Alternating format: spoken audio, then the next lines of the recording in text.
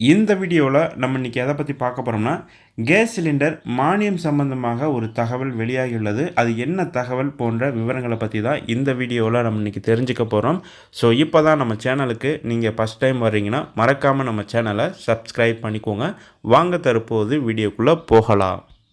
India முழுவதும் ஏழை மக்களும் குறைந்த விலையில் சிலிண்டர்களை பெற வேண்டும் என்ற நோக்கத்திற்காக மத்திய அரசு பல்வேறு நடவடிக்கைகளை எடுத்து வருகிறது.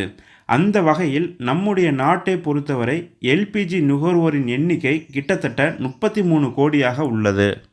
இது வரும் 2025-26 வருடத்திற்குள் மேலும் 75 லட்சம் எல்பிஜி இணைப்பிகள் சேர்க்கப்படும் என்று மதிப்பிடப்பட்டு வருகிறது. அந்த வகையில் தகுதியான ஏழை குடும்பங்களுக்கு குறைந்த விலையில் எல்பிஜி சிலிண்டர்களை வழங்க மத்திய அரசு திட்டமிட்டுள்ளது. மற்றொரு புறம் மானியத்துடன் வழங்கப்படும் சிலிண்டர்கள் குறித்து மத்திய அரசு ஆய்வு செய்து வருகிறது. விரைவில் எம்பி தேர்தல் வரப்போவதால் எளிய மக்கள் பயன்பெறும் வகையில் கேஸ் விலையில் பிரதமர் மோடி அரசு கவனம் செலுத்தியுள்ளதாக தகவல் கூறுகின்றன. அந்த வகையில் விரைவில் எல்பிஜி தொடர்பான அறிவிப்பும் வரக்கூடும் என்கிறார்கள்.